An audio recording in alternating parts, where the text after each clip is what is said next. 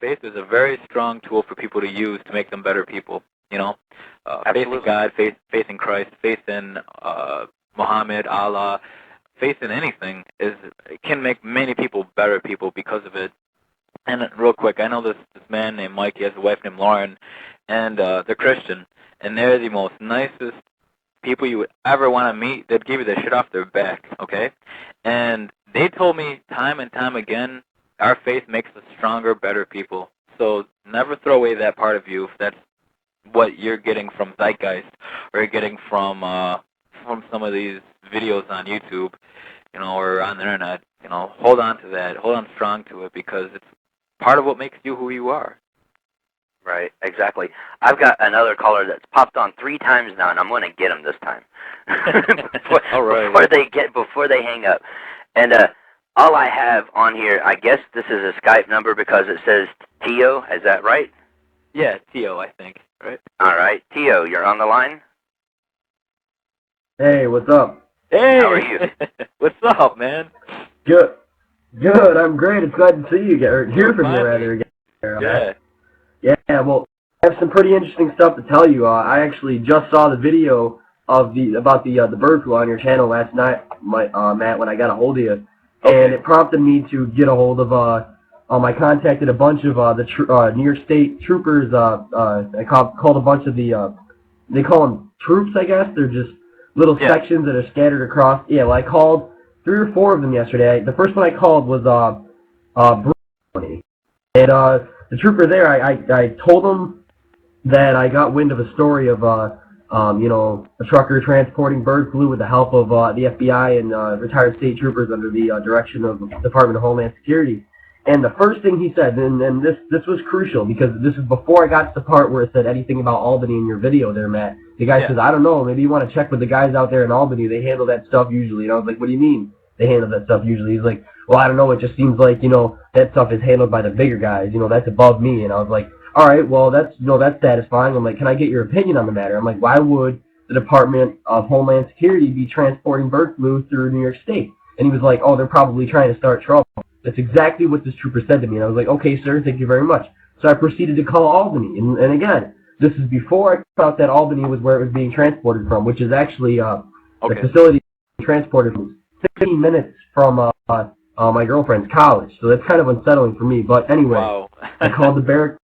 Yeah, I called the barracks out there in Albany, and the trooper, I basically gave him the same storyline that I gave the first guy, that, the same thing about the, trucks being transported, or transporting, the bird flu, whatever. He had a whole rundown, and he goes, and he's basically trying to find every measure to get up with me. He's like, I have another call, sorry, take it up my superior, and hung with me. The next 2 phone calls were exactly like that. Take it up my superior, and they even tried to get me to call the New York State Thruway Department to see if I can track that. I was like, there's no way I'm going to be able to track that. I'm like, are you kidding me? I'm like, is there any way possible that you can just signal to me that you know about this, and is there any way possible that it can be looked into? And she said, I don't believe you. I was like, I really don't believe you, ma'am. Yeah, and she started to get frustrated. She yelled at me. She's like, sir, I have to go. And it was like 12:30. It sounded quiet, you know what I mean? It didn't sound, going on at 12:30, you know what I mean? And she just was very, very shaken. She seemed very, you can tell. She was just very frustrated because I just kept pushing it. I was persistent, just wouldn't give up. And yeah, that was the 3rd phone call. The 4th call, the same way as the female troopers.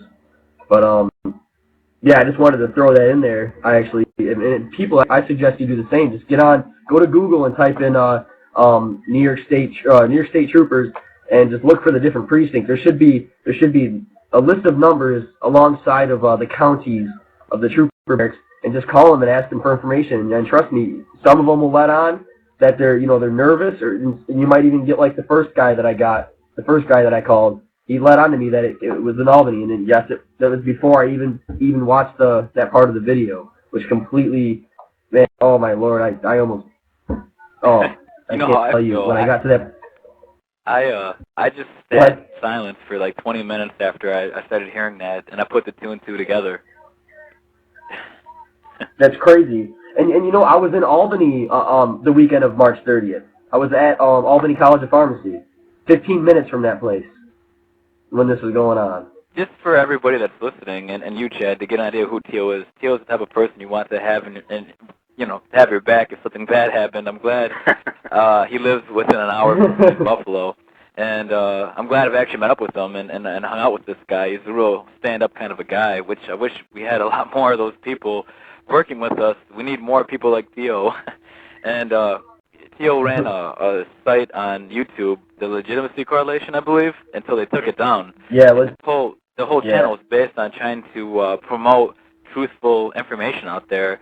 So he's definitely an avatar of truth, Theo. And everybody should take a note now and learn from this guy. He heard the video, and then he wanted to go out and do some investigating. He wanted to go out and see exactly what's going on. And if everybody starts flooding the police with these calls, the state police trying to find out what's going on and getting some information out there, that is so productive, and it can really help. Theo, you deserve a pat in the back for that, man. Right. Yeah, exactly. And I encourage each and every person that's out there right now that's, actually logged in and listening instead of on the phone, go to the show page of Project Annual Radio, and that little heart right there, favorite that heart. That helps get the word out also. The more people that favorite this channel, the more it moves to the front of the lines. And there's archives here. There's a wealth of information that is in the archives, and this show will be as well. So I encourage you guys, do that, and if you have Blog Talk Radio, add me as your friend. I greatly appreciate that as well. Do you have anything else, Tia? I'm really sorry if I haven't been replying. This is kind of, the bandwidth is not very smooth tonight, I'm telling you right now. I can see that, and when you start talking about major stuff, when it kind of cuts out, which aggravates me. Yeah, interesting, isn't it? Yeah, that happens more than once on my show, so I, apologize for that. Yep. Wow. All right, so you did kind of get the gist of what I was saying, no? Yeah, yes, we got the gist of it, yeah. Yeah, absolutely. And do you have a channel right now or anything that anybody can contact you at? Do you have anything up and going? Are you working on that, or? I'm sorry, could you repeat that? I'm sorry. Do you have another channel right now that you have up and going, or do you have anything in the works right now that people can, right now, no, as of right now, I do not. I got frustrated after my Legitimacy Coalition channel got taken down. It's kind of a corny name, but I just needed some kind of a front company. Because I was operating it as it's a long story. It goes back to the Ventrilo chat. Matt knows what I'm talking about. Yeah, I know what you're talking about. So I just got frustrated. The fact that they not only I came in right in a time when Enough Respect's channel went down early December 2nd, 2008 when it happened. So after my channel got taken down on December 17th, I believe it was, I just pretty much threw in the towel. I was like, I'm not gonna compete with this. And then I tried to bring the channel back on February, but it just wasn't working out. Because right now, I'm back in Syracuse now. I transferred schools, so right now I'm kind of going through that. So it was kind of hard for me to maintain the channel, and it looks like, we got other patriots out there like Matt, and then Enough Respect, taking up the job role. So, I don't feel like I'm, not being, I don't feel guilty about it, you know what I mean? So, right. Yeah. All right, man. All right, thank you very much for calling, and I'm going to take another caller. Chad, on a side note, one of the reasons why I think his channel got taken down was he was an instrumental channel in trying to help with the YouTube boycott, where everybody was going to just boycott YouTube for a week or two to show them we're getting really sick of their games. Right. And that's right about the same time they took his channel down. Right around the same time they're messing with my channel, Enough Respect, and then they just completely took him out outright. What's up, everybody? I'm up at 933 here. Just want to talk about something for a minute. Apparently, there's a craze going around right now about how YouTube is messing with a bunch of people's pages, a bunch of stuff on YouTube. There's a page on YouTube right now called the Legitimacy Coalition, and they want to basically teach YouTube a lesson by on December 19th they're gonna have what they call YouTube blackout. They're trying to get as many people to do it as possible. What they're gonna do is try to convince people to not sign into YouTube, not watch any videos on YouTube, not go on YouTube whatsoever, and to avoid Google at any cost. Basically because YouTube is messing with a lot of people's pages stuff, you know. As you can see, the bulletins are gone. The recent activity, not a fan of it. It's pretty annoying, actually.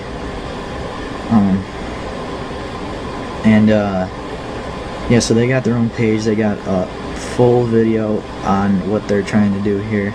I'll put the link to the video in my description. Yeah, so I'm doing it. I mean, I don't want YouTube to go under. I love YouTube, but what they're doing right now is not good. I'm looking at the page right now. As you can see, I'm trying to read what they got going on here. They got about 26 videos. A lot of comments. One really long comment. I'll put the link to the page in my description too.